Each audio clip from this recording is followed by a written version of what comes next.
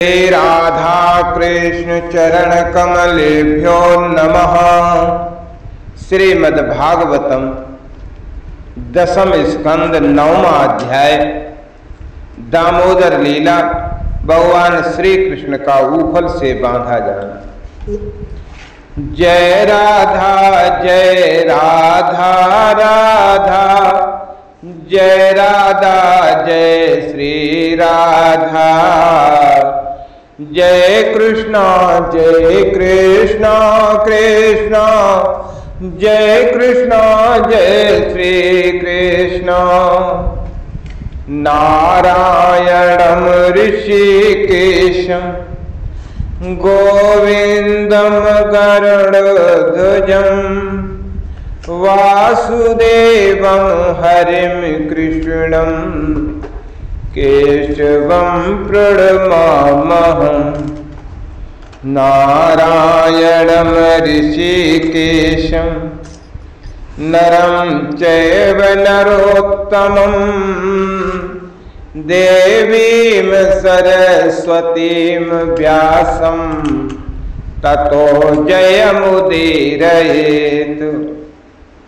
वसुदेवसुतं देवं कंसचाणूरमर्दनं देवके परमानन्दं कृष्णं वन्दे जगद्गुरुं।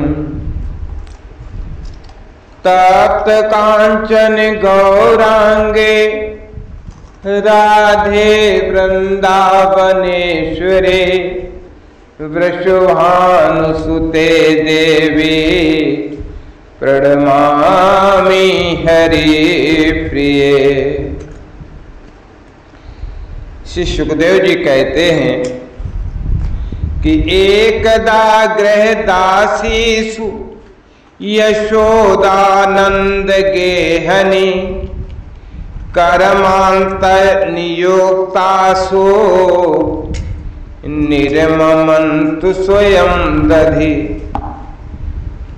हे परीक्षित, एक समय की बात है, नंद रानी यशोदा जी ने घर की दासियों को तो दूसरे कामों में लगा दिया और स्वयं अपने लाला को मक्खन खिलाने के लिए दही मथने लगे।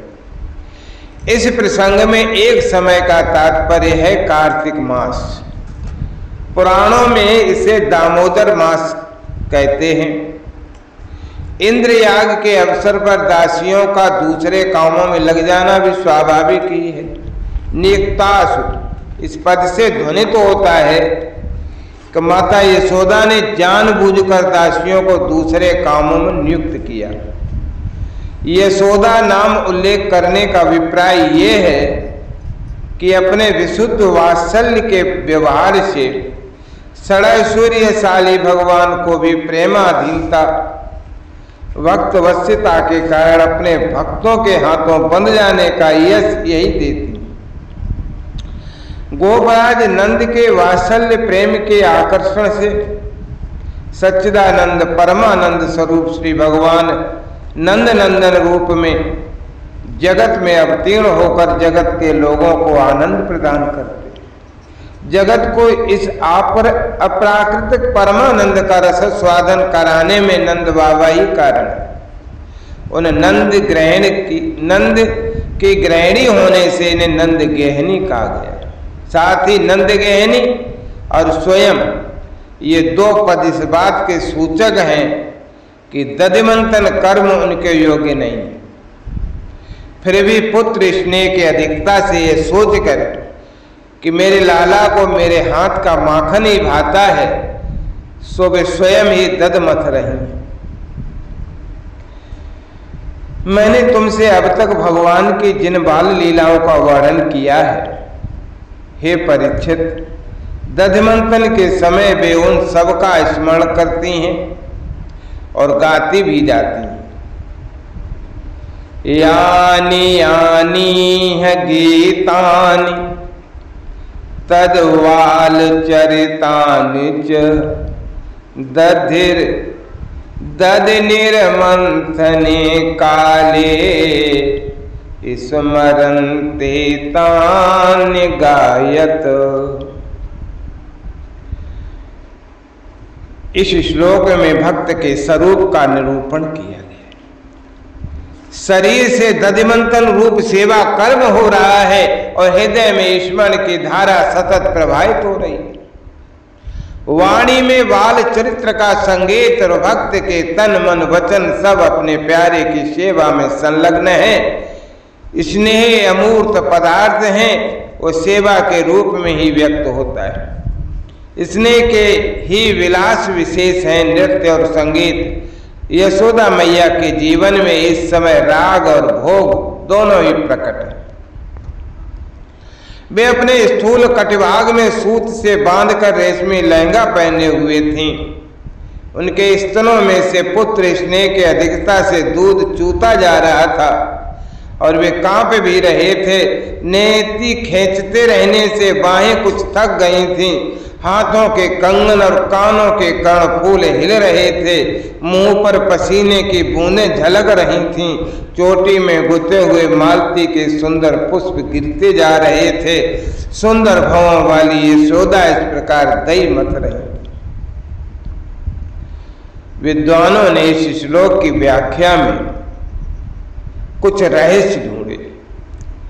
कमर में रेशमी लहंगा डोरी से कसकर बंधा है, अर्थात जीवन में आलस्य, प्रमाद और असावधानी नहीं है। सेवा कर्म में पूरी तत्परता है। रेशमी लहंगा इसलिए पहन रखा है कि किसी प्रकार की अपवित्रता रह गई तो मेरे कन्हैया को कुछ हो जाएगा। माता के हृदय का रस, स्नेह, दूध स्तन के मुंह आ लगा है, चुचुआ रहा है, बाहर झांक रहा है। श्याम सुंदर आवे, उनकी दृष्टि पहले मुझ पर पड़े और वे पहले माखन ना खाकर मुझे ही पीवे, यही उसकी लालसा है। स्तन के कांपने का अर्थ ये है कि उसे डर भी है कि कहीं मुझे नहीं पिया तो। कंकण और कुंडल नाच नाच कर मैया को बधाई दे रहे हैं। यशोदा मैया के हाथों के कंकन इसलिए झनकार ध्वनि कर रहे हैं कि वे आज उन हाथों में रहकर धन्य हो रहे हैं कि जो हाथ भगवान की सेवा में लगे। और कुंडल यशोदा मैया के मुख से लीला गान सुनकर परमानंद में हिलते हुए कानों की सफलता की सूचना दे रहे। अरे हाथ तो वही हैं जो भगवान की सेवा करें, और कान वे धन्य हैं जिनमें भगवान की लीला गुणगान की सुधा धारा प्रवेश करती रहे। मुंह पर स्वेद और मालती के पुष्पों के नीचे गिरने का ध्यान तो माता को है ही नहीं। वो श्रृंगार और शरीर भूल चुकी हैं, अथवा मालती के पुष्प स्वयं ही चोटियों से छूटकर चरणों में गिर रहे हैं कि ऐसी वात्सल्यमयी माँ के चरणों में ही रहना सौभाग्य है, हम सिर पर रहने के अधिकारी नहीं। ताम स्तन्य काम आसाद्य मथनन्तीम जननीम हरे गृहीत्वा दधिमन्थानं निषेधत प्रीत मां बहन।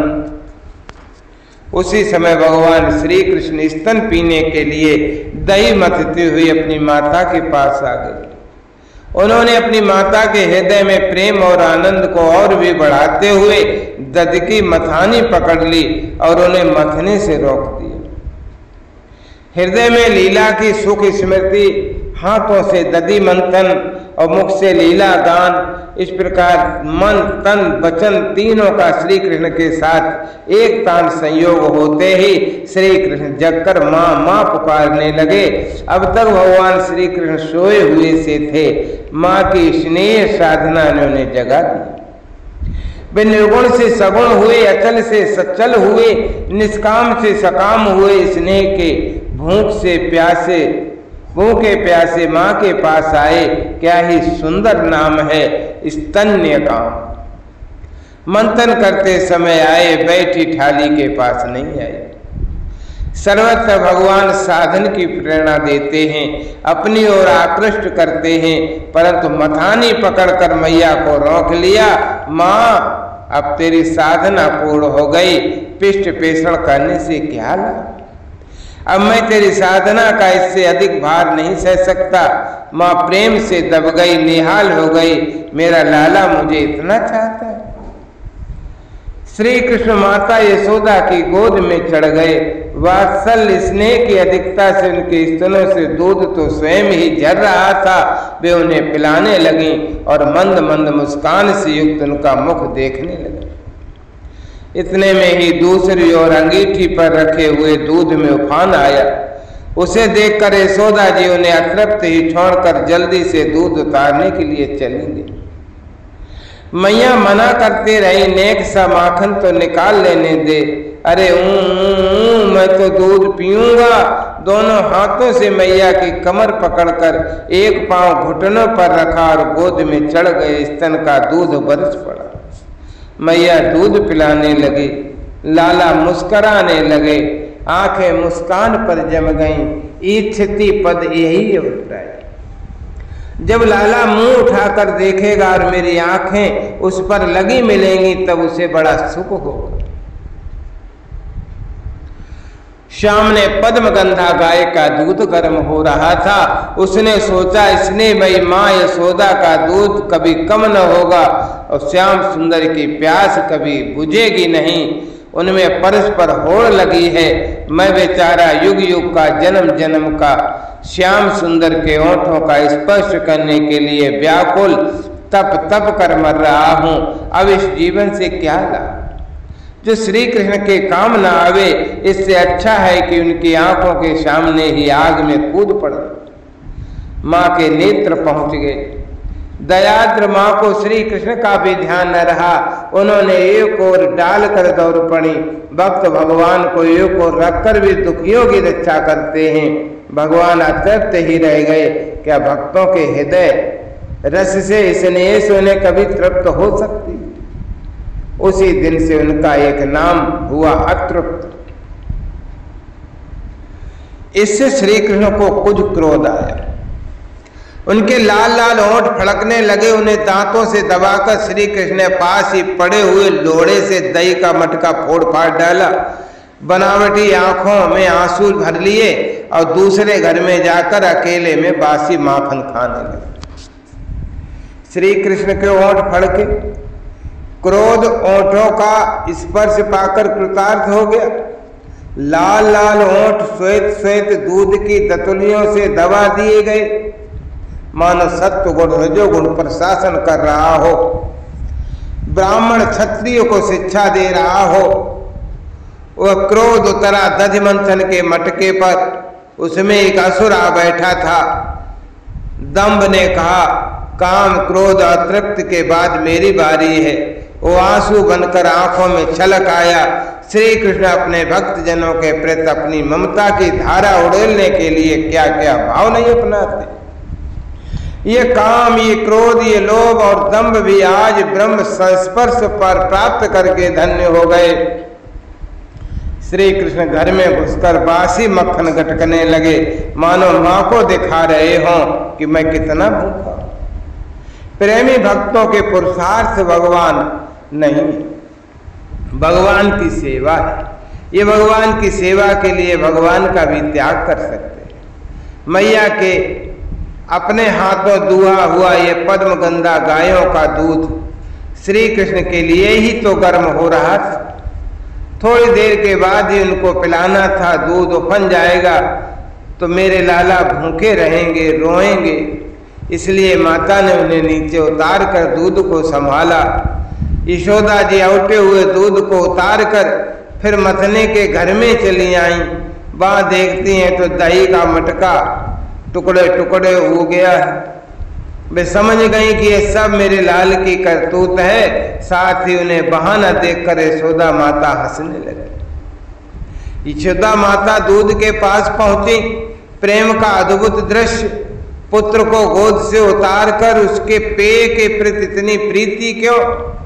अपनी छाती का दूध तो अपना है, वो कहीं जाता नहीं, परंतु सहस्रों छटी हुई गायों के दूध से पालित पद्मगंधा गाय का दूध फिर कहाँ मिलेगा? वृंदावन का दूध, अपराकृत चिन्मय प्रेम जगत का दूध। माँ को आते देखकर शर्म से दब गया। अहो आग में कूदने का संकल्प करके मैंने माँ के स्नेहानंद में कितना बड़ा विघ्न डाला। माँ अपना आनंद छोड़कर मेरी रक्षा के लिए दौड़ी आ रही हैं, मुझे धिक्कार है। दूध का उफनना अपने आप बंद हो गया और वो तत्काल अपने स्थान पर बैठ गया। इधर उधर ढूंढने पर पता चला कि श्री कृष्ण तो एक उल्टे हुए ऊखल पर खड़े और छींके पर माखन ले लेकर बंदरों को खूब लुटा रहे। उन्हें यह भी डर है कि कहीं मेरी चोरी न खुल जाए, इसलिए चौकन्ने होकर चारों ओर ताकते भी जाते। ये देखकर यशोदा रानी पीछे से धीरे धीरे उनके पास जा पहुंची। माँ, तुम अपनी गोद में नहीं बैठाओगी तो मैं किसी खल की गोद में जा बैठूंगा, यही सोचकर मानो श्री कृष्ण उल्टे उखल के ऊपर जा खड़े। उदार पुरुष भले ही खलों की संगत में जा बैठे, परंतु उनका शील स्वभाव नहीं बदलता। उखल पर बैठकर भी वे बंदरों को माखन बांट रहे। संभव है रामावतार के प्रति जो कृतज्ञता का भाव उदय हुआ था उसके कारण, अथवा अभी अभी क्रोध आ गया था, उसका प्रायश्चित करने के लिए। श्री कृष्ण के नेत्र हैं चौर विसंकत, ध्यान करने योग्य। वैसे तो उनके ललित कलित छलित बलित चकित आदि अनेकों प्रकार के ध्येय नेत्र हैं, परंतु ये प्रेमी जिनके हृदय में गहरी चोट करते। जब श्री कृष्ण ने देखा कि मेरी माँ हाथ में छड़ी लिए मेरी ही ओर आ रही हैं, तब झट से ओखली पर से कूद पड़े और डरे हुए की भांति भागे। परीक्षित बड़े बड़े योगी तपस्या के द्वारा अपने मन को अत्यंत सूक्ष्म और शुद्ध बनाकर भी जिनमें प्रवेश नहीं करा पाते, पाने की तो बात बहुत दूर रही। उन्हीं भगवान के पीछे पीछे उन्हें पकड़ने के लिए मैया यशोदा दौड़ती चली जा रही हैं। भीत होकर भागते हुए हैं भगवान। अपूर्व झांकी है ऐश्वर्य को तो मानो मैया के वात्सल्य प्रेम पर न्यौछावर करके ब्रज के बाहर ही फेंक दिया है। कोई असुर अस्त्र शस्त्र लेकर आता है तो सुदर्शन चक्र का स्मरण करते, मैया की छड़ी का निवारण करने के लिए कोई भी अस्त्र शस्त्र नहीं बना। भगवान की ये भयभूत मूर्ति कितनी मधुर है, धन्य है इस भय को।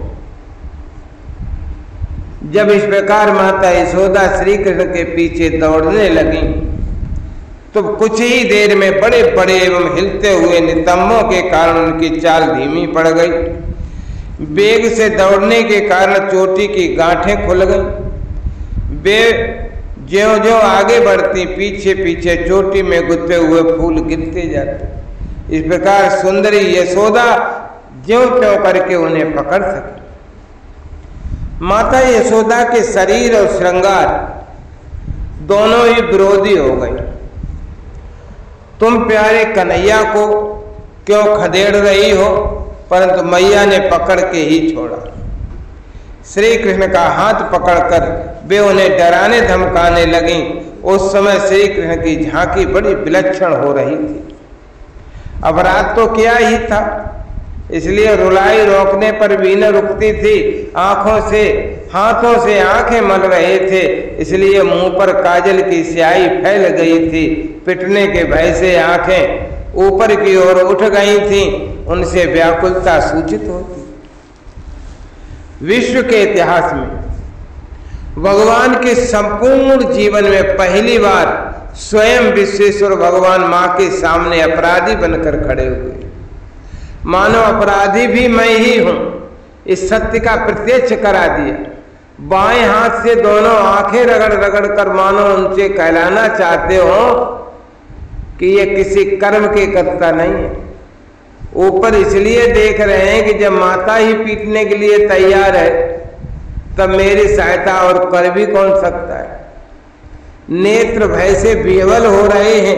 ये भले ही कह दें कि मैंने नहीं किया, हम कैसे कहें, फिर तो लीला ही बंद हो जाए। माँ ने डांटा, अरे अशांत प्रकृति, अरे बानर बंधो, अरे मथानी स्फोटक, अब तुझे मक्खन कहाँ से मिलेगा। आज मैं तुझे ऐसा बांधूंगी, ऐसा बांधूंगी कि न तो तू ग्वाल वालों के साथ खेल सी सकेगा और न माखन चोरी याद उद्यमी मचा सकेगा।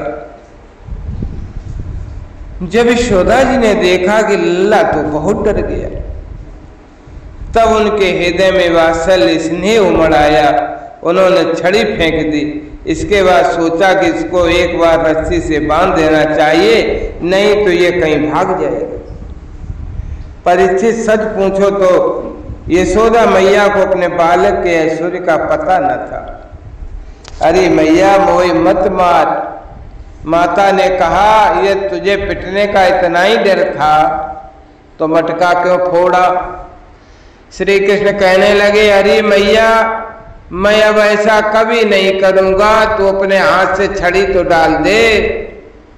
श्री कृष्ण का भोलापन देखकर मैया का हृदय भरा है। वात्सल्य स्नेह के समुद्र में ज्वार सा आ गया और वे सोचने लगी, लाला अत्यंत हमारा डर गया है, कहीं छोड़ने पर ये भाग कर वन में न चला गया तो कहाँ कहाँ भटकता फिरेगा, भूखा प्यासा रहेगा, इसलिए थोड़ी देर तक बांध कर रख लूं, दूध माखन तैयार होने पर मना लूंगी। यही सोच विचार कर माता ने बांधने का निश्चय किया और बांधने में वात्सल्य ही हेतु था। तो भगवान के ऐश्वर्य का ज्ञान दो प्रकार का होता है, एक तो साधारण प्राकृतिक जीवों को और दूसरा भगवान के नित्य सिद्ध प्रेमी परिकर।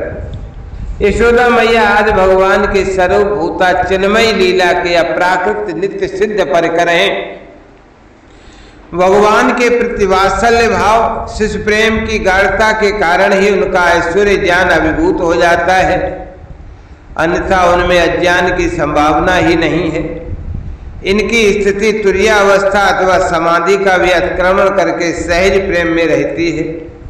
वहां प्राकृतिक अज्ञान मोह रजोगुण और तमोगुण की तो बात ही किया, प्राकृत सत्व की भी गति नहीं है, इसलिए इनका अज्ञान भी भगवान की लीला की सिद्धि के लिए उनकी लीला शक्ति का ही एक चमत्कार विशेष है। तभी तक हृदय में जड़ता रहती है भाई, जब तक चेतन का स्मरण नहीं होता। श्री कृष्ण के हाथ में आ जाने पर माता यशोदा ने बांस की छड़ी फेंक दी। ये सर्वथा स्वाभाविक है। मेरी तृप्ति का प्रयत्न छोड़कर छोटी मोटी वस्तु पर दृष्टि डालना केवल अर्थ हानि का हेतु नहीं है, मुझे भी आंखों से ओझल कर देता है।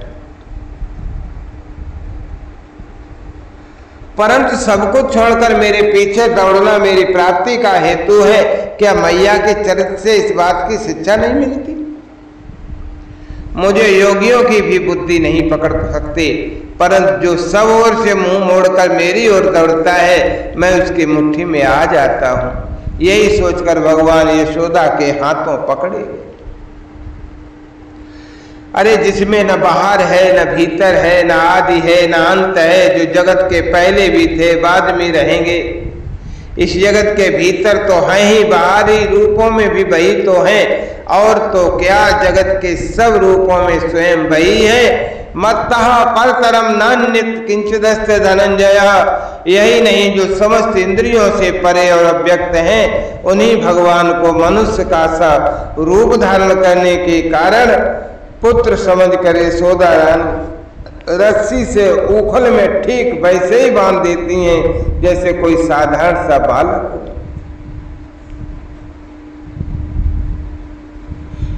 इस श्लोक में श्री कृष्ण की ब्रह्म रूपता बताई गई।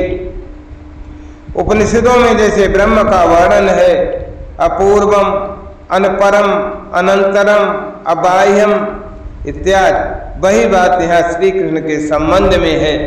वो सर्वाधिष्ठान, सर्व साक्षी, सर्वातीत, सर्वंतर्यामी, सर्वोपादान एवं सर्वरूप ब्रह्म ही यशोदा माता के प्रेम के बस बंधने जा रहे।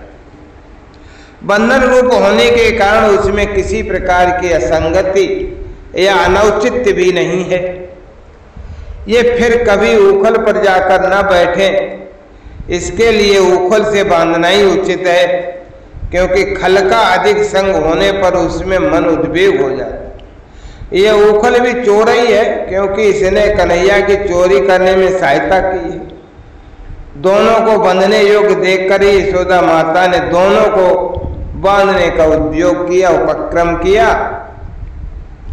जब माता यशोदा अपने उद्यमी और नटखट बालक को रस्सी से बांधने लगी, तब वो 2 अंगुल छोटी पड़ गई। तब उन्होंने दूसरी रस्सी लगाकर उसमें जोड़ी। तो यशोदा माता ज्यों-ज्यों अपने स्नेह और समता आदि गुणों अर्थात सद्गुणों की रस्सियां से श्री कृष्ण के पेट भरने लगी, त्यों ही त्यों अपनी नित्य मुक्तता, स्वतंत्रता आदि सद्गुणों से भगवान अपने स्वरूप को प्रकट करने लगे। जब वो भी छोटी हो गई, तब उसके साथ और जोड़ी। इस प्रकार भी ज्यों-ज्यों रस्सी लाती और जोड़ती गई, त्यों-त्यों जुड़ने पर भी वे सब 2 अंगुल की छोटी पड़ती गई।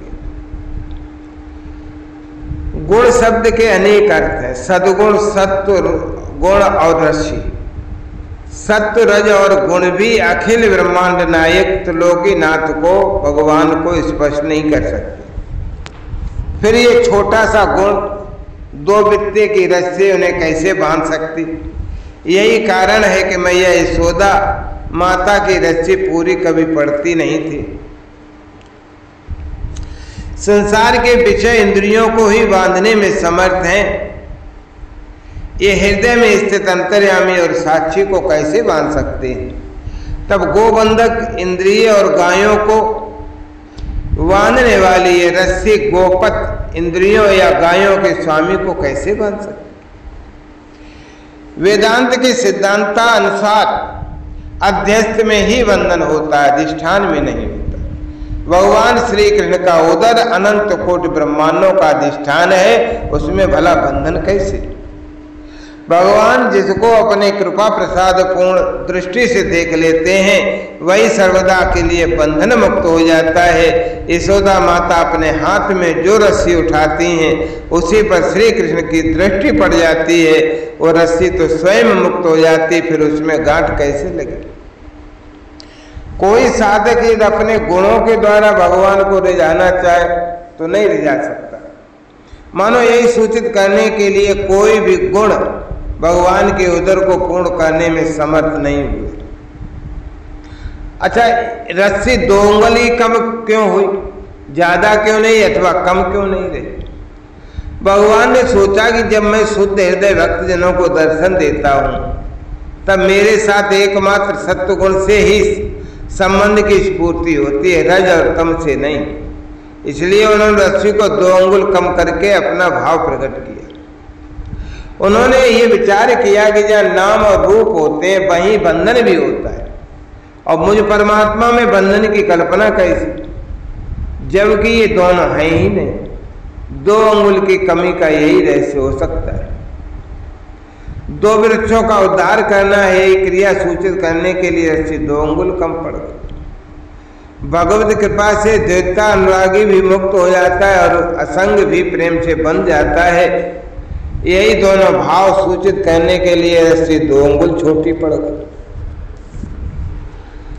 मैया यशोदा ने छोटी बड़ी अनेकों रस्सियां अलग अलग और एक साथ भी भगवान के कमर में लगाई, परंतु वे पूरी नहीं पड़ी। क्यों नहीं पड़ी? क्योंकि भगवान में छोटे बड़े का कोई भेद ही नहीं। ऋषियों ने कहा भगवान के समान अनंतता, अनादिता और विभुता हम लोगों में नहीं, इसलिए इनको बांधने की बात बंद करो। जैसे नदियां समुद्र में समा जाती हैं, वैसे सारे गुण, सारी रस्सियां, अनंत गुण भगवान में लीन हो गए, अपना नाम रूप खो बैठे। यही 2 भाव सूचित करने के लिए रस्सियां 2 अंगुल की न्यूनता है। यशोदा रानी ने घर की सारी रस्सियां जोड़ ली, फिर भी वे भगवान श्री कृष्ण को ना बांध सके। उनकी सफलता पर देखने वाली गोपियां मुस्कुराने लगी और वे स्वयं भी मुस्कुराती हुई आश्चर्यचकित हो गई। वे मन ही मन सोचती कि इसकी कमर तो मुट्ठी भर की, फिर भी सैकड़ों हाथ लंबी रस्सी से यह नहीं बंधता। कमर तिलमात्र भी मोटी नहीं होती, रस्सी 1 अंगुल भी छोटी नहीं होती, फिर भी वो बंधता तो है। कैसा आश्चर्य! हर बार दो अंगुल की ही कमी होती, 3 की नहीं, 4 की नहीं, 1 की नहीं। ये कैसा अलौकिक चमत्कार है भाई। जब भगवान श्री कृष्ण ने देखा कि मेरे मैया का शरीर पसीने से लथपथ हो गया, चोटी में गुथी हुई मालाएं गिर गईं, वे बहुत थक गईं, तब कृपा करके वे स्वयं ही अपनी मां के बंधन में बंध गए। मैं अपने भक्त के छोटे से गुण को भी पूर्ण कर देता हूं, यही सोचकर भगवान ने यशोदा माता के गुण यानी रस्सी से बंधने योग्य बना लिए। भगवान के ने अपने मध्य भाग में बंधन स्वीकार करके सूचित किया कि मुझ में तत्व दृष्टि से बंधन तो है नहीं, क्योंकि जो वस्तु आगे पीछे ऊपर नीचे होती है केवल बीच में भासती हो तो झूठी होती है, इसी प्रकार ये बंधन भी झूठा ही है। मैया यशोदा ने कहा चाहे संध्या हो जाए, गांव भर की रस्सियां क्यों न इकट्ठी करनी पड़े, पर मैं तो इसे बांध कर ही छोड़ू। यशोदा जी का ये हट देखकर भगवान ने अपना हट छोड़ दिया, क्योंकि जहाँ भगवान भक्त के हट में विरोध होता है तो वहां भक्त का हट पूरा होता, भगवान बनते हैं। भक्त की थकान देखकर कृपा परवश हो जाते हैं। भक्त के श्रम और भगवान की कृपा की कमी ही 2 अंगुल की कमी है। अथवा जब भक्त अहंकार करता है कि मैं भगवान को बांध लूंगा, तब वो उनसे 1 अंगुल दूर पड़ जाता है, और भक्त की नकल करने वाले भगवान भी 1 अंगुल दूर हो जाते हैं। जब यशोदा माता थक गई, उनके शरीर पसीने से लथपथ हो गया, भगवान की सर्वशक्ति चक्रवर्तनी परम भास्वती भगवती कृपा शक्ति ने भगवान के हृदय को मक्खन के समान द्रवित कर दिया, और स्वयं प्रकट होकर उसने भगवान की संकल्पितता और विवता को अंतर्हित कर दिया।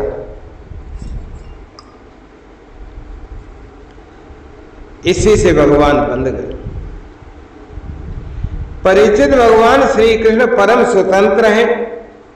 ब्रह्मा इंद्र आदि के साथ संपूर्ण जगत उनके वश में है, फिर भी इस प्रकार बनकर उन्होंने संसार को यह बात दिखला दी कि मैं अपने प्रेमी भक्तों के वश में हूं। यदि भगवान स्वयं परमेश्वर हैं, तथा प्रेम परवश होकर बंध जाना परम चमत्कारी होने के कारण भगवान का भूषण ही है, दूषण नहीं। आत्माराम होने पर भी भूख लगना, पूर्ण काम होने पर भी अतृप्त रहना, शुद्ध सत्य रूप होने पर भी क्रोध करना, स्वराज्य लक्ष्मी से युक्त होने पर भी चोरी करना, महाकाल यम आदि को भय देने वाले होने पर भी डरना भागना, मन से भी तीव्र गति वाले होने पर भी माता के हाथों पकड़ा जाना, आनंदमय होने पर भी दुखी होना, रोना और सर्वव्यापक होने पर भी बंध जाना, ये सब भगवान की स्वाभाविक भक्त वश्यता ही तो है। जो लोग भगवान को नहीं जानते उनके लिए तो इसका कोई उपयोग नहीं है, परंतु जो श्री कृष्ण को भगवान के रूप में पहचानते हैं उनके लिए अत्यंत चमत्कारी वस्तु है, और ये देखकर जानकर उनका हृदय द्रवित हो जाता है, भक्ति प्रेम से सराबोर हो जाता है। हो विश्वेश्वर प्रभु अपने भक्त के लिए हाथों में ऊफल से बंध गए। ग्वालिनी श्री यशोदा ने मुक्तिदाता मुकुंद से जो कुछ अनिर्वचनीय कृपा प्रसाद प्राप्त किया था, वह प्रसाद ब्रह्मा पुत्र होने पर भी, संकट आत्मा होने पर भी और वक्ष स्थल पर विराजमान लक्ष्मी अर्धांगिनी होने पर भी ना पा सके।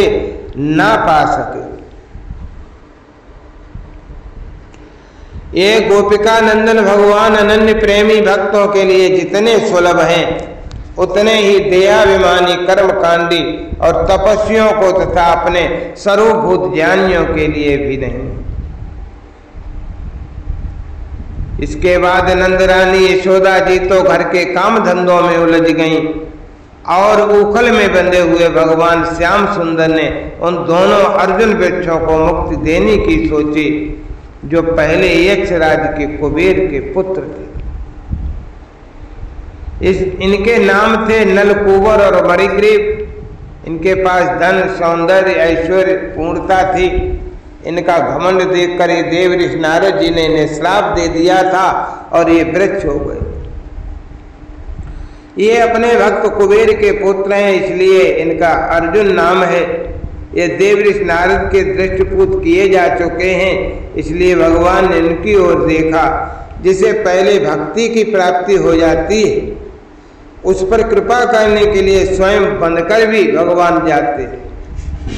एत श्रीमद्भागवते महापुराणे पारमहंस्याम संहितायां दशम स्कंदे पूर्वार्धे गोपी प्रसादो नाम नवमो अध्याय। जय राधा जय राधा राधा जय राधा जय श्री राधा। जय कृष्णा कृष्णा जय कृष्णा जय श्री कृष्णा।